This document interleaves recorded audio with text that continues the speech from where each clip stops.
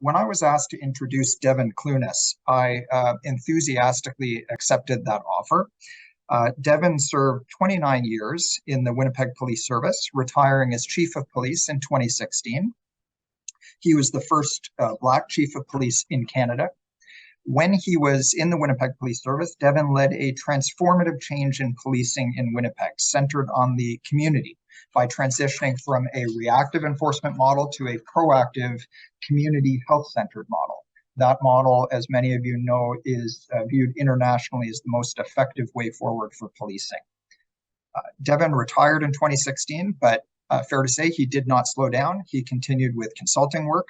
He continued to work as a strong advocate for equity, diversity, and inclusion. He co-authored 2 children's books with his wife, Perlene. Following the murder of George Floyd in 2020, Devon was an outspoken international commentator on the need to move forward with constructive dialogue. That same year, in 2020, Ontario invited Devon to serve as the first Inspector General of Policing and to establish the Inspectorate of Policing, which is the first of its kind in Canada. After doing that, Devon returned to the consulting world in January of last year, focusing his efforts on addressing the growing social challenges facing policing and community relationships.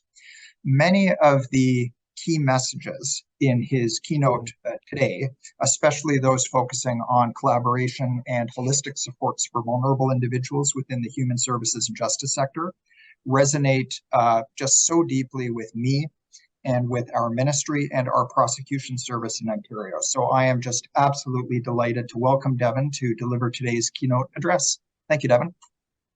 Good morning, and thank you very much for that very generous introduction. The time that I spent in Ontario, I realized just how incredible the work that is underway in Ontario is, and I speak across our country, and on a regular basis, I point them to the incredible work taking place in Ontario.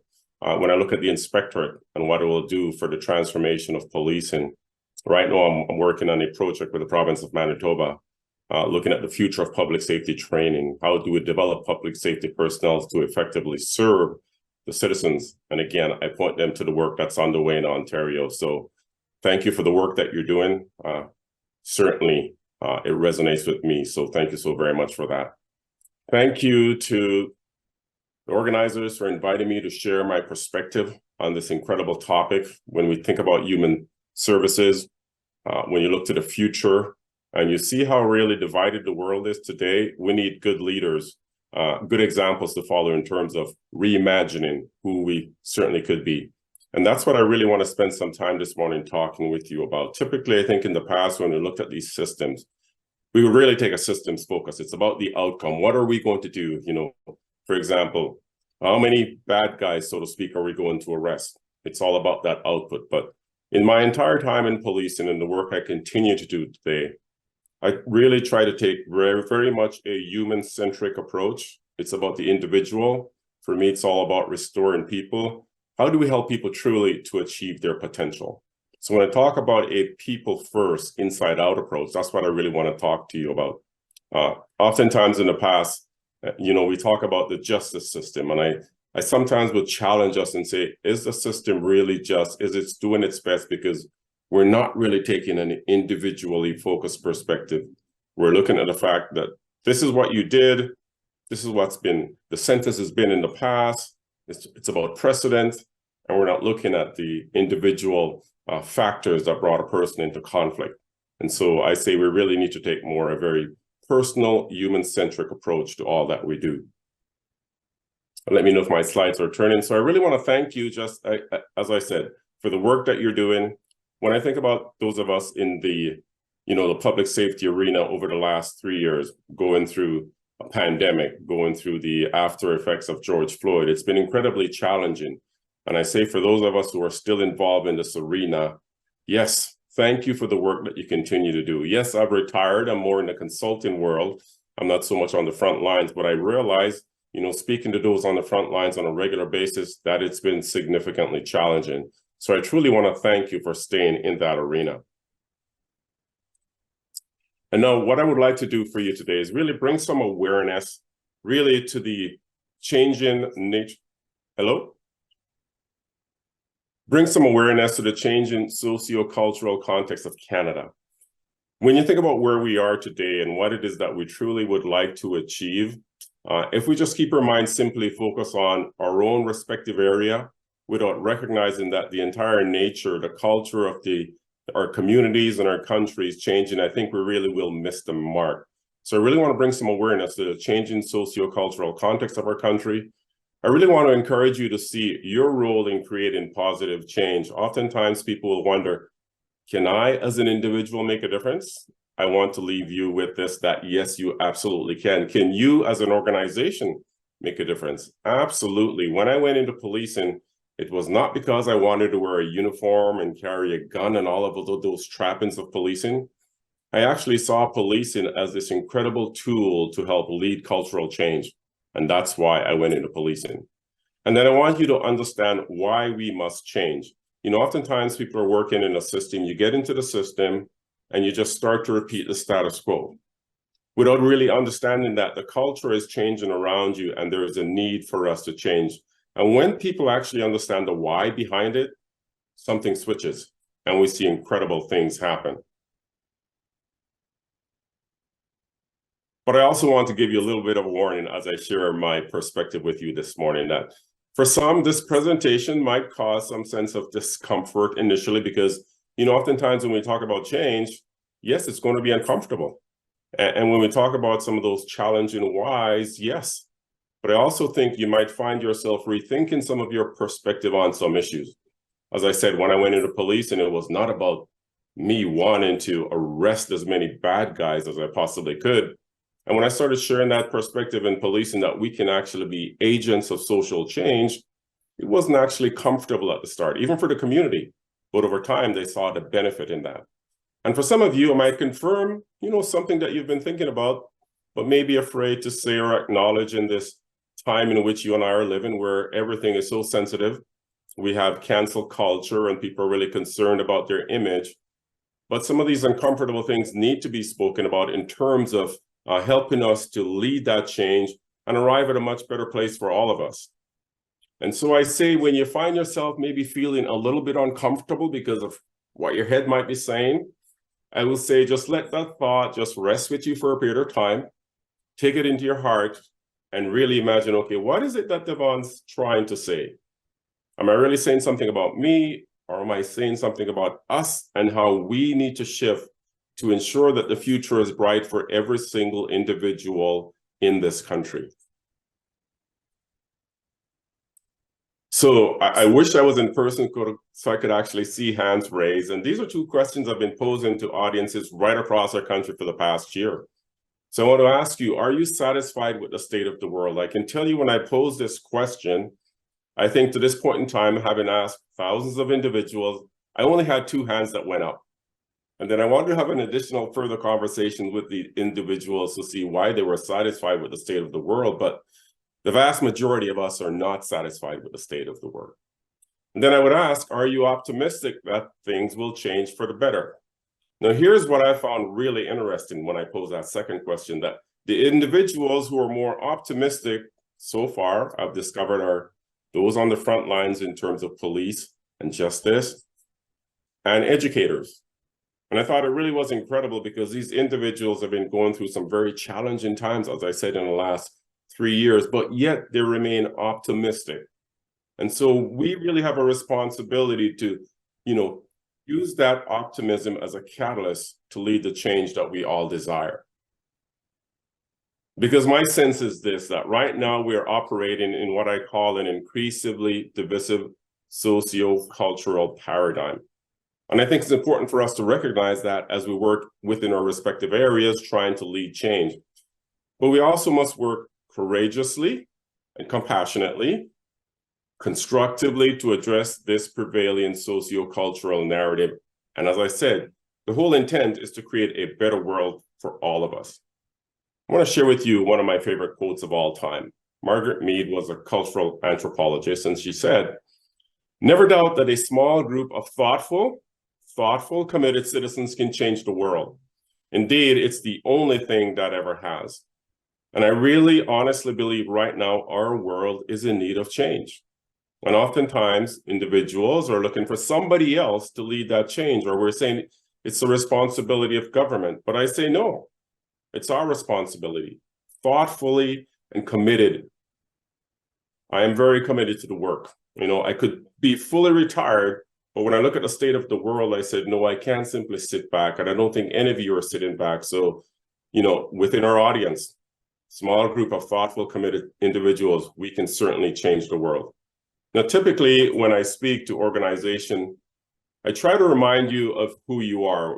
When I took on the role as chief of police and we had our mission and vision, I think oftentimes people would come to work and forget who they are because the task just really took over. So I made sure that, at every elevator, we would have our mission and vision. As people walked around the organization, they were constantly reminded, this is who we are. And it shifted the culture within the organization. So let me just remind you a little bit about who you are. This is who you say you are. You have an incredible goal to provide this provincial leadership mechanism. I think it's just, for me, it was fantastic as I looked at it. When I looked at your objectives, I thought, yes, we need to be pointing other individuals. If you simply just lived out these goals, I think you'll be transforming not only your province, but honestly, I believe the country. So just take a moment and remind yourself, this is who you are. And I really love this. Your priority consideration will be made for individuals with complex human services need. One of the biggest challenges that we have, I said, when we work just within a system and we simply say, these are the rules, we bring individuals in, we just need to treat you the same. Well, sometimes treating everyone is the same is actually a form of injustice. And I appreciate the fact that you're making this your priority and you're looking at people as individuals. We're not all necessarily the same. And justice, to actually achieve justice, does mean that there are times when we need to treat people differently, with the mindset of bringing a sense of equity and restoration in everything that we do. And I absolutely just love your logo. I don't know if any of you have taken time to really just reflect on it. Mental health, green, developmental human services, red, and the justice system that we work in as blue. Everything, the symbolism is really important. And again, as I said, I just simply wanted to remind you this morning as we get into this discussion, this is who you are. And if you remind yourself on a daily basis and you go out and you live this out, incredible things will happen. I regularly did this with my members. I would get them together, the leaders, in the morning. We'd spend time in my office. This is who we are. And this is what we're going to do. Then we'd leave my office and people would say to me, what are you guys doing in there? It looks like when you come out, you feel like you can actually take over the world.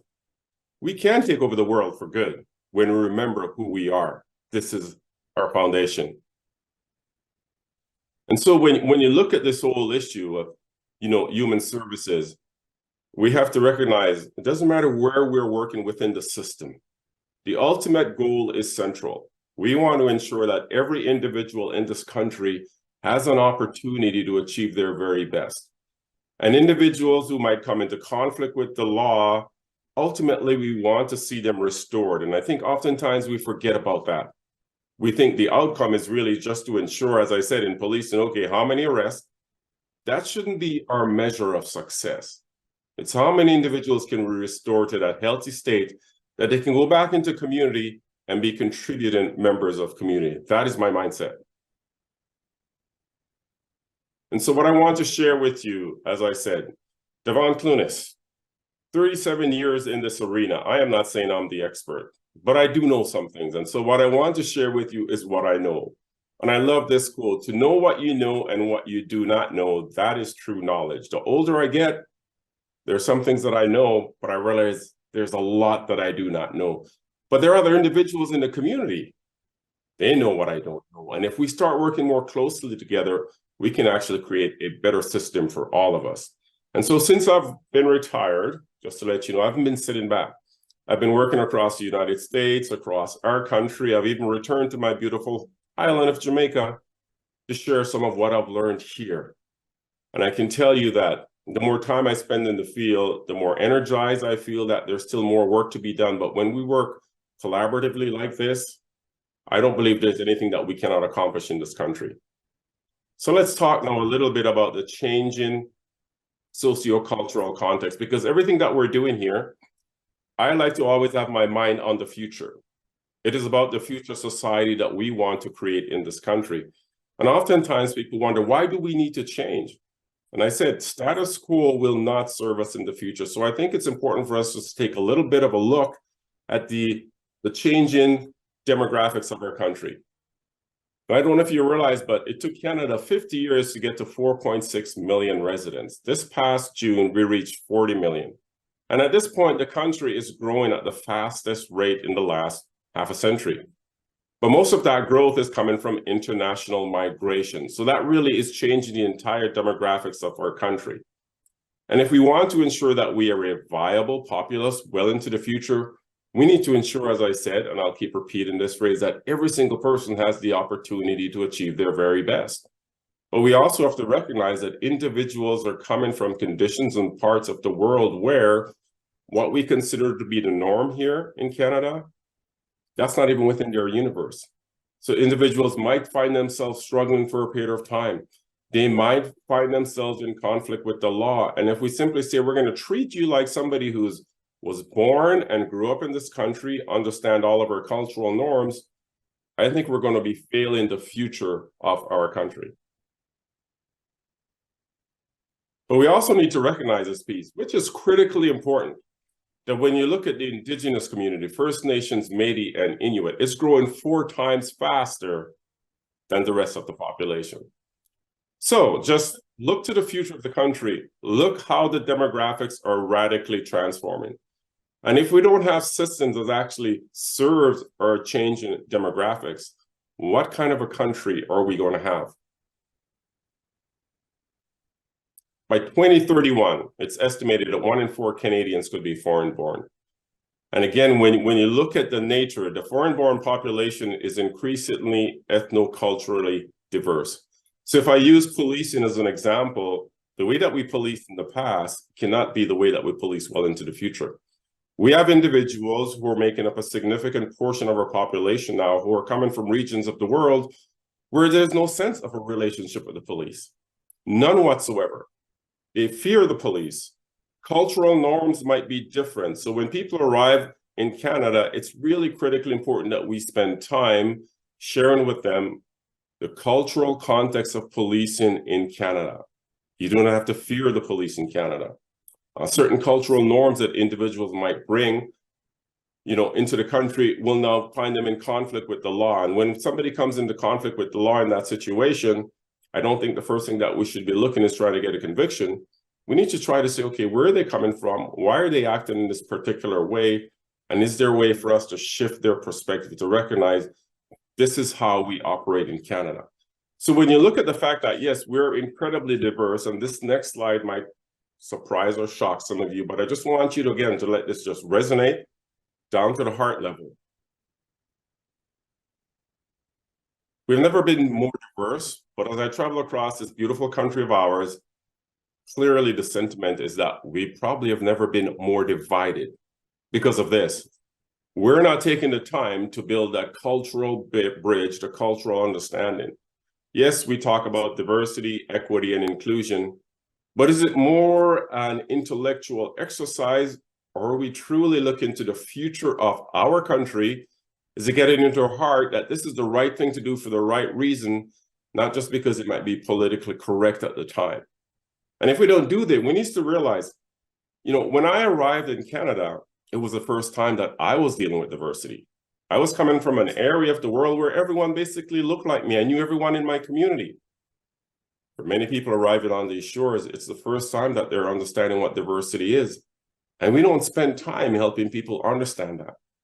We have individuals who are coming from regions of the world where they may be in conflict with one another. And they arrive in the country and that conflict doesn't just disappear. But we don't spend time to say, okay, now that you're in Canada, here's how, Canadians operate. And it's in all of our interests. Instead, we're becoming more divided. People are segmented. We have to actually think about this and start to deal with it constructively, courageously, all of those things we need to do. So we need to understand that, yes, the demographics of our country is definitely changing, but socially, there are some other things which are also taking place. When you look at the issue of mental health, not only coming out of the pandemic, it was occurring before that. Homelessness, I think every city is struggling with that right now. Substance abuse, domestic and gender-based violence. If we could simply address domestic and gender-based violence in a very collaborative way, do you know all of the other collateral impacts that would have, positive collateral impacts? We need to do a better job. When you look at the nature of the growing incivility right across societies, the social isolation which is taking place, all of these issues will now bring people into conflict with the law or have other struggles. And if we simply look at them without taking all of these pieces into consideration, I believe we will be failing the future. Things are not as simple as they were 50 years ago. They're far more complex, which requires a far more intelligent approach. Oftentimes, we try to deal with these very complex issues using very simple solutions, and that just doesn't work. We need to shift our perspective, taking a very people-centric approach.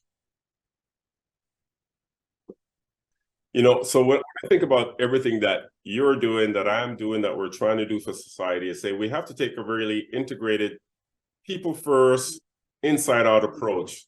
And it really will be critical, because if we simply take, you know, an institutional approach, police just do what they do, healthcare just do what they do, education just do what they do, without actually taking this very holistic approach, putting the person at the center of everything that we do, I think ultimately we fail. And so for me, I developed this perspective of people first, inside out. Very early in my career, I found that I was often transferred to areas of the organization where they were having significant challenges.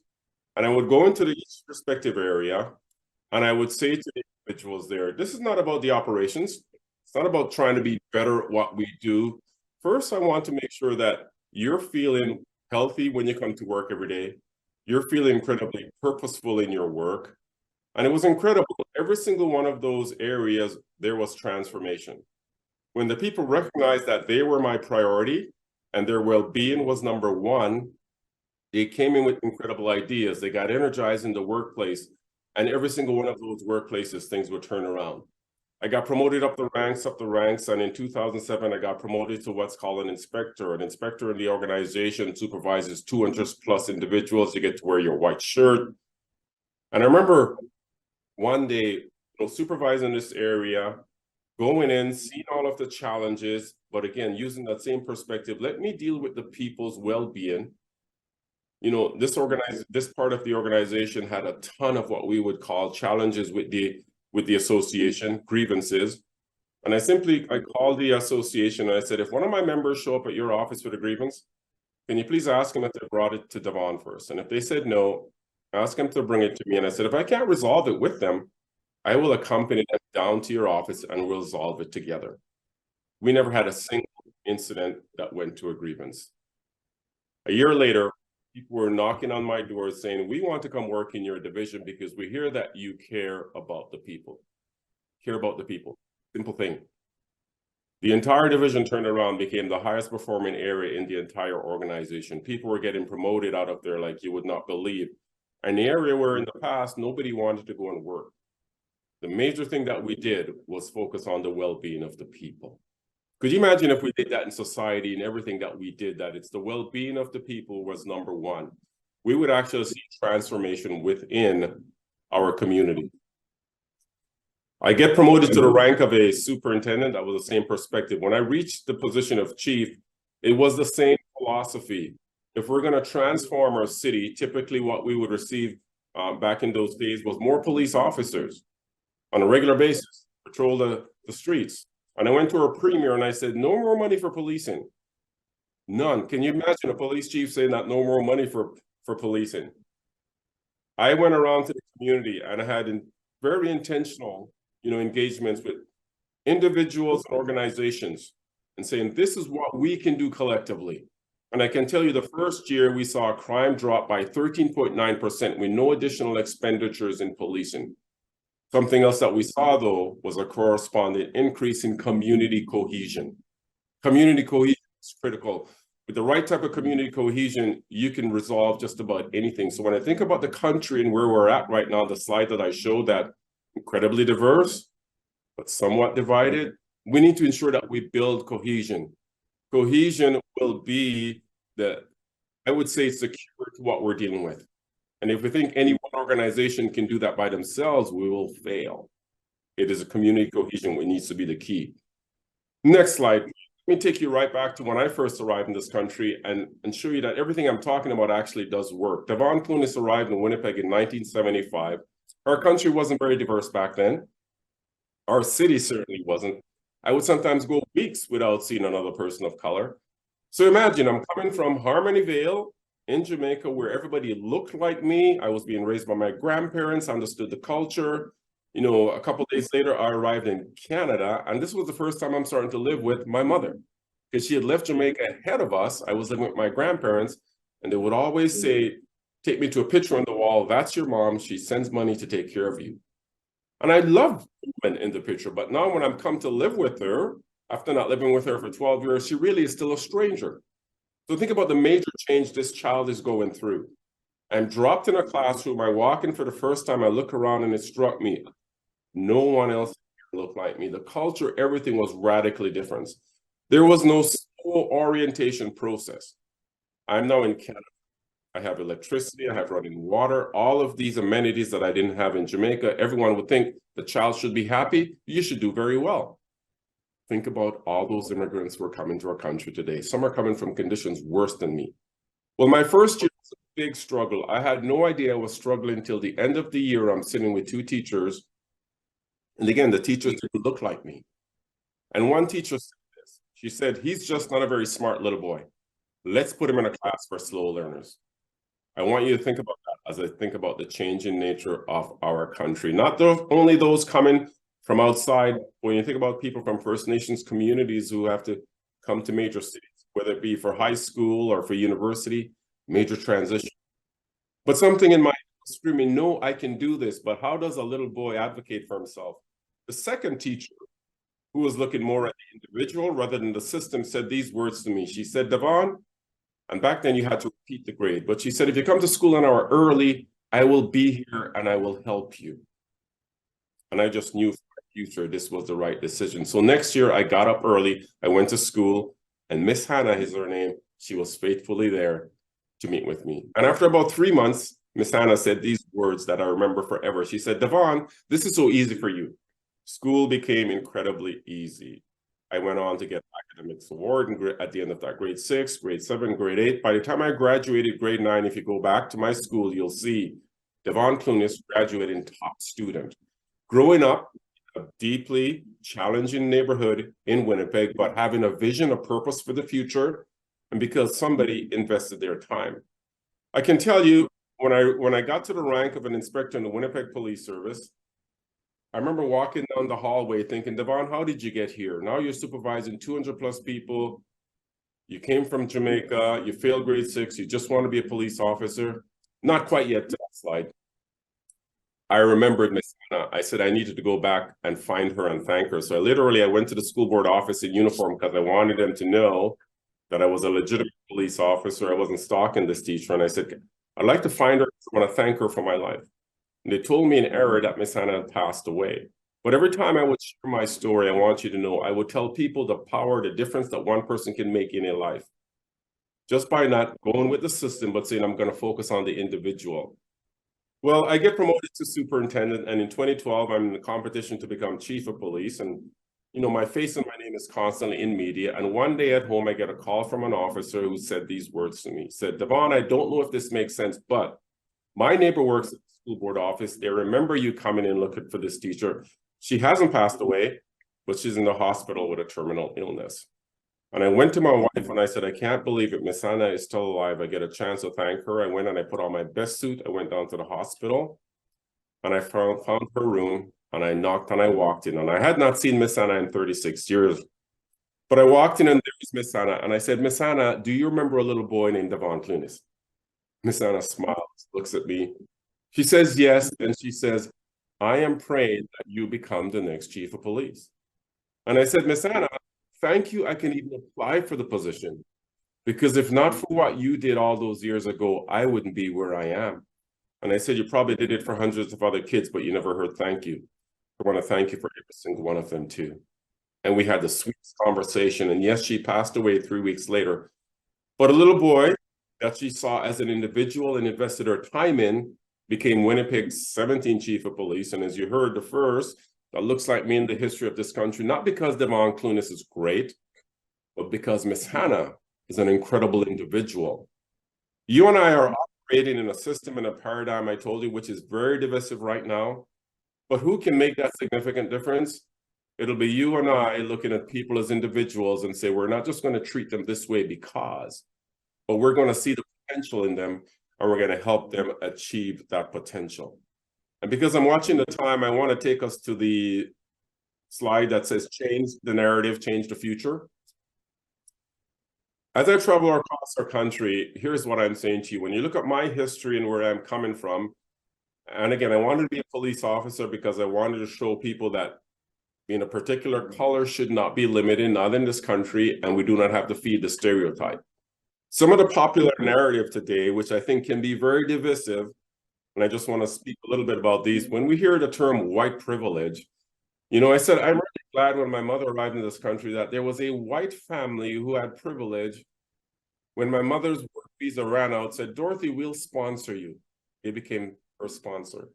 And because of their kindness, my mother was able to bring us here. Because of Miss Hannah, who was a white teacher, using her privilege and investing in this little boy. That's why I'm here speaking to you today. So, you know, when I hear the term white privilege and I think about little kids having to grow up with that sense of, okay, I am different, not in a good way. I think we need to find a better way because I'm standing here today speaking to you as a Black man with a lot of privilege. There's a lot of people who look like me with a lot of privilege in this country. What I find is more challenging for people is the socioeconomic position that they, you know, are existing in. And we can rise up and out of that. So I think we need to find a better, more positive term when we talk about privilege. You know, anti-racism training is something that we've been doing for probably decades. I can tell you when I first arrived in the country, we used to use the word tolerate. I said, no, I don't want to be tolerated. I want to be celebrated for who I am. So when we talk about anti-racism, I believe there's one race on the planet, but I think, yeah, people are biased. They can be discriminatory. The minute you walk into a room and you tell people, I'm going to teach you how to be anti-racist, the assumption they're making that you think I'm racist. And I can tell you, in my time in the Winnipeg Police Service, becoming a Black chief of police, I did not discover or experience any racism directly. Now, I realize my experience might not be the experience of everyone, but I'm saying we can deal with this issue in a way that's going to more people together as opposed to creating greater divides.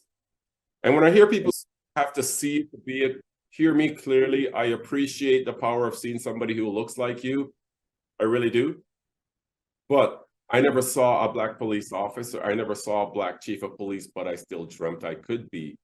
And so I'd much rather look at the individual and their character. I want anyone across this country to look at anyone, doesn't matter their ethnicity or color of their skin, and say, hey, they have that position. I can be that person. When we tell our kids that the only way they can dream of it is by seeing it, I think we're limiting them. And hear me clearly, I do appreciate what people are saying.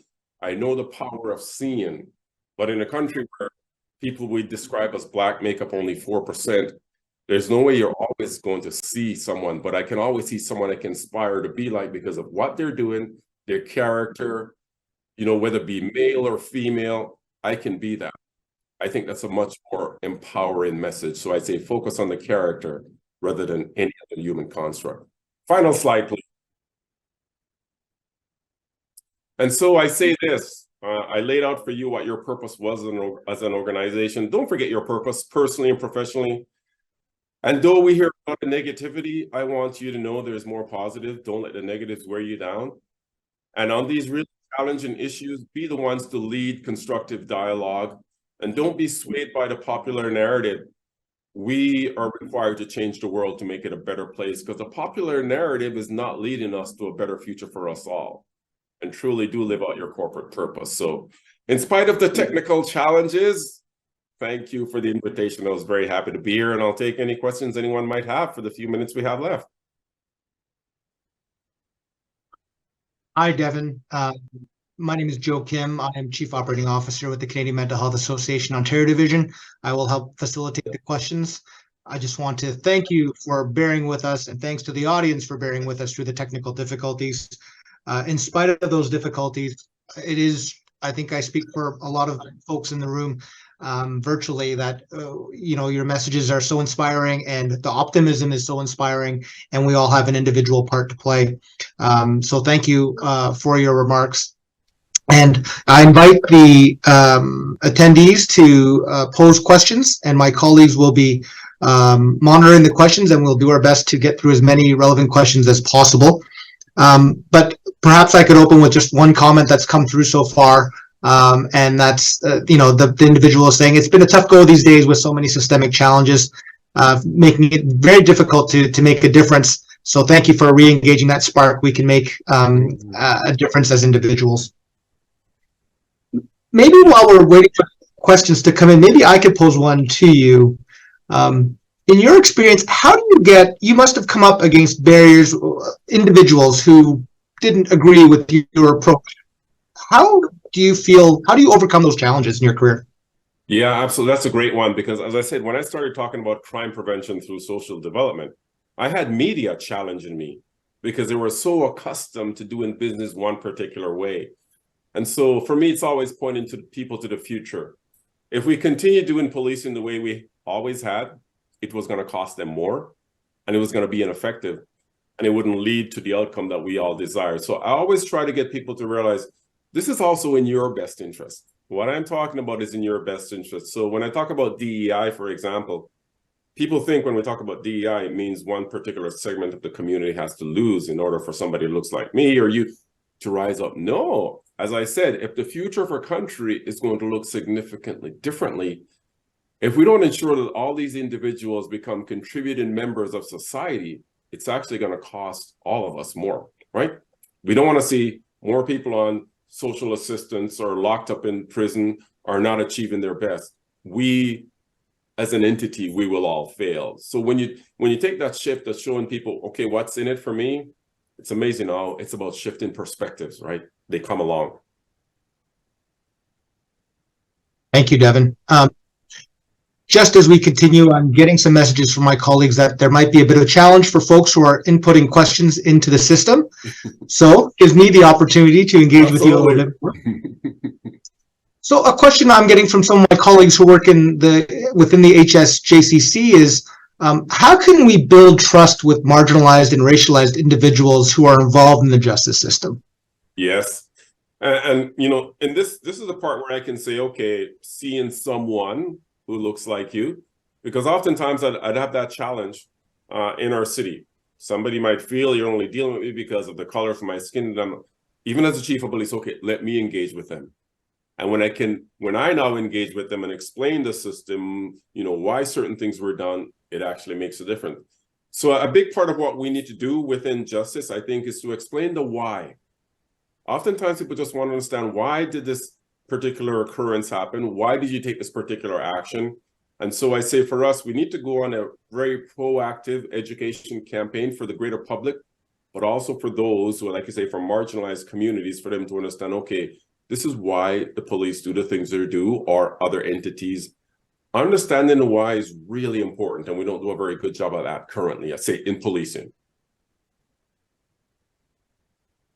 Thank you, Devon. I do see questions now coming up.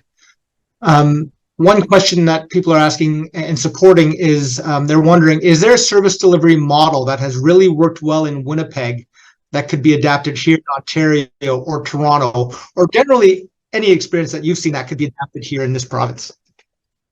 As I said, sometimes we think the grass is greener elsewhere, but in the time that I spent in Ontario, I have to be honest, I was really impressed with so many things that you're doing. Now, in terms of policing, in the past, we used to work individually. Your community safety and well-being plan is one of the best. It's actually leading the country, and it's been exported to places in the United States, right?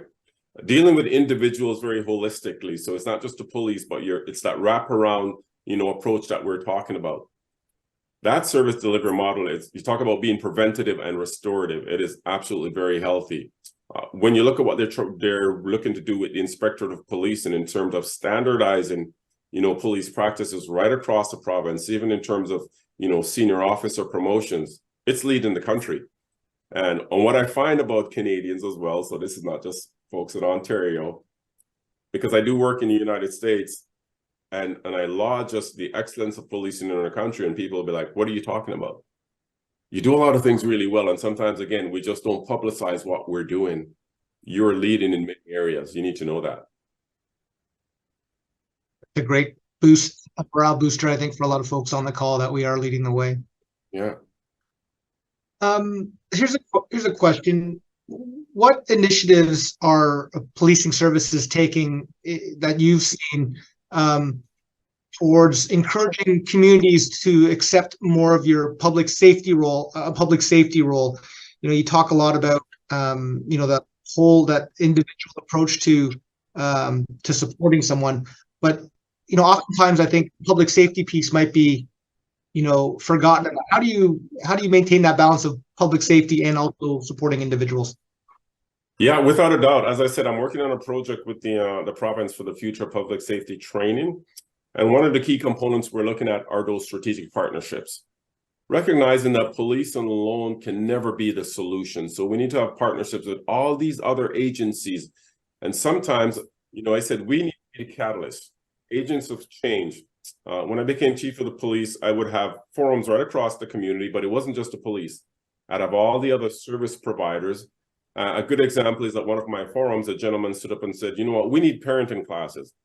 Well, the police, we don't provide parenting classes, but I'm saying, here's an agency.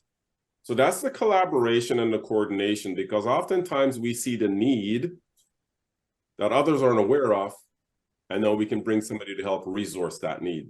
I think this is one of the key things we need to do moving forward. Again, in the past, we always thought policing was just about dealing with the crime. Yeah, lack of, effective parenting skill, that's not a crime. But if we don't help people address that, we can suddenly find kids find themselves in conflict with the law. So that's the type of coordination and collaboration that we need to do moving forward. No one is an entity just by themselves. That's a great answer. I love the fact that we should not be working in silos. We should be working very collaboratively. Yeah. An individual in the audience wants to know that upon your retirement, did your replacement continue the work that you started? Did that momentum continue in Winnipeg?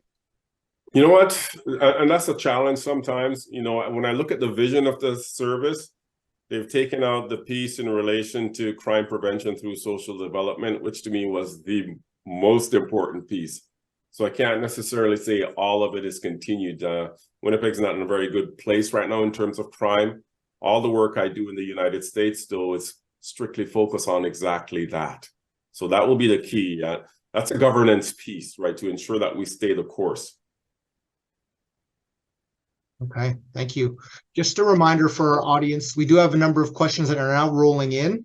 If there are any that you particularly support, if you could upvote them so we can prioritize those questions for Devon. In the meantime, I will just progress down through these questions. Here's a great question. How do we help the broader public and government better understand the need to invest in social services and community to address crime and safety concerns? Yes, fantastic. And again, remember I said I went to my premier and I said no more money for policing. I even said to my board, cut my budget, but put it here. I think we have to do exactly this. It's about educating, and it starts just like this. It could be small groups, and that's where individually we have that ability to influence. Their government is there to serve the public. And as I said, policing will never rectify and deal with these significant issues. I say if we just focus into one area of education, ensure every child had a decent education, the families are supported. If we did that for 10 years, we would see radical transformation in our culture and in our society. When you look at the ones who are occupying prisons, how many of them actually have a grade 12? How many finished high school? How many had good parenting? Like I said, that one individual asking for parenting skill. These are the simple things that would radically transform our society, but still we keep investing more in prisons and in policing, all of these issues. That is not the cure. But it requires all of us using our voices collectively to say, this is where we want to see the investment, right? Police chief saying, cut my budget, put it here. More of us need to start speaking that language. That takes a significant amount of bravery, being in the position that you were, to start making those requests or suggesting those requests. You know what? I don't know if it's brave, some call it brave, but I often say you have to be willing to lose the job to do it right. I was never concerned about the position. It's about doing the right thing. It's a great way to look at it. Here's a question. You mentioned earlier in your presentation cancel culture. How do we embrace dramatic changes that are occurring across the country? You talk about people coming in, that migration of individuals. How do we manage issues that come in like that amidst this cancel culture? Yes. So when I speak, I will tell you, people will line up and they'll tell me, yeah, Devon, you can say that because of the color of the skin. And I'm saying, no, it's not about that. It is about the welfare of our country, the welfare of individuals moving forward. And we need to all be able to say that. It's not just Devon Clunis, former Black chief of police, that can say this, because I'm not saying this because of the color of my skin. I'm saying it because I'm actually seeing ahead to where we're heading. And quietly, people will all agree. This is why I continue to do it. They're like, you need to keep doing this. We all agree. We need to fix it. So cancel culture, no, we need to cancel culture. The only way we can do that, though, is when we all stand together. You know, most of the things that people are getting canceled for, the vast majority agree with the individual who's so-called being canceled, but it continues because the rest of us are quiet. We need to stand up. What we're talking about here today is the welfare of individuals who make up the populace, who make up the country, and the future welfare. And if we just allow this to quietly continue, 5-10 years from now, we'll look back and we'll say, what happened? Because we as a collective did not say, no, this is just not right. There's nothing in this for me. There really isn't. I could just retire and be relaxing in Mexico or Florida. But I can't when I think about the future. You know, when I applied to become a chief of police, my biggest fear, not chief, to become a police officer, my biggest fear that I would be canceled by my own community, because the sense of relationship between police and Black people, you're going to join them. That was never realized. People celebrated me for taking that step. So we just got to be a little bit courageous. That's a great sentiment. Devon, do you mind sticking around? Because we've had a few technical difficulties. We have more questions. Go ahead. Stick around? I will. No problem. And I hope folks viewing from wherever they're viewing from don't mind us taking a little bit into the break here. You mentioned homelessness and opioids and substance use. You know, that these are challenges that municipalities we're seeing in our towns, cities, wherever we might be living. You know, police services have been stretched to adapt to dealing with these challenges in a way that is empowering and positive versus punitive models, you know, where it was strictly punitive, you know, a few short years ago. Any thoughts on steps to changing the model, when the policing model, when dealing with homelessness and addictions? Yeah, you know, the sad part of, here's the reality. I think in policing, they're not even really dealing with that anymore. It's almost overwhelming. I can tell you here in the city, I drive downtown and I'm like, how did we ever get to this place that we're just allowing people, you know, to be homeless? We're saying, okay, we're doing the right thing. It's their right to be homeless. I don't think anyone wants to be homeless. And so it's just overwhelming the police that they're not really dealing with it until maybe somebody, you know, whether it becomes a criminal situation or it's a severe medical situation. I think we as a society are failing gravely in that regard. So we shouldn't say, yes, it's somebody's right. We need to create a better space. And again, I'm not saying we go out and arrest people. I think we need to have social workers who are going out and dealing specifically with individuals. Okay, why are you in this situation? What can we do? It's not a policing issue. And honestly, I believe most police services now are at the point that they're overwhelmed, that they're not really dealing with homelessness until it becomes, let's say it's a health and welfare issue. Maybe in the winter now we have to go and pick people up. But again, why do you need a police officer to do that? So as a society, we have failed miserably, and we're continuing to. You know, I think we need to say that we're just not going to allow people to be homeless. We're not going to arrest them, but we're going to create opportunities to get them out of the situation. And we're not doing a very good job at that. It's not a policing issue. It just isn't. And this, again, is where we need to be more collaborative, but it's taken up so much of our resources and our time. And then people are ending up in emergency and look at the cost of that and all of those pieces. We're just not looking at it from that very holistic, human-centric perspective. Very well put. Very well put. Here's another question for you, Devon. And I like this one, being a parent myself, always trying to encourage young people and boost them up. What advice do you like to give to the younger generation to help them be hopeful? I am very hopeful for the next generation because, as I said, it's about change. What can the future look like? For the younger generation, here's my biggest fear. Sometimes we saddle them or burden them with a lot of our own perspective. Let me explain it this way. So after the George Floyd event, like, we grew up in an area in Winnipeg. I have 2 daughters. One is 36. The other one is now 30. Very diverse. Kids were just kids. I grew up in what we call the North End. Very diverse. We were just kids. After George Floyd, my daughters came to me.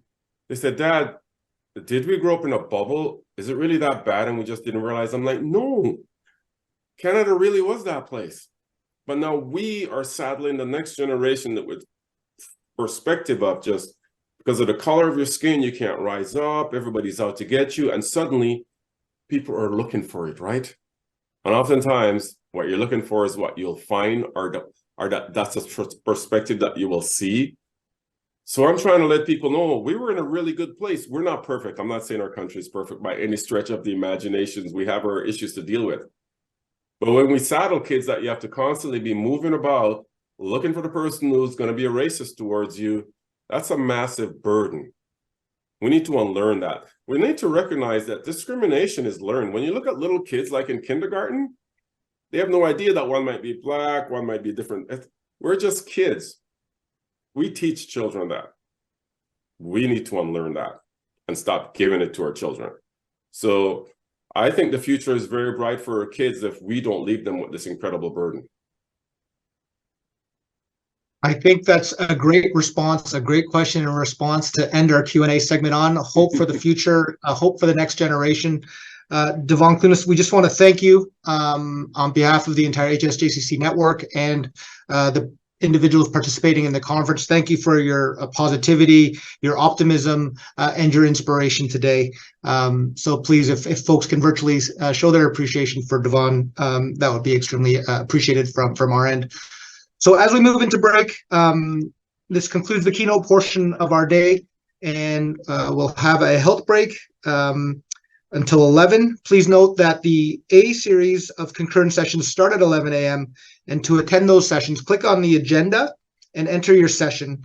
And once ready, click on join session. So hopefully that's clear for you via the virtual prompts. And enjoy the rest of your morning and the rest of your conference. Thank you very much.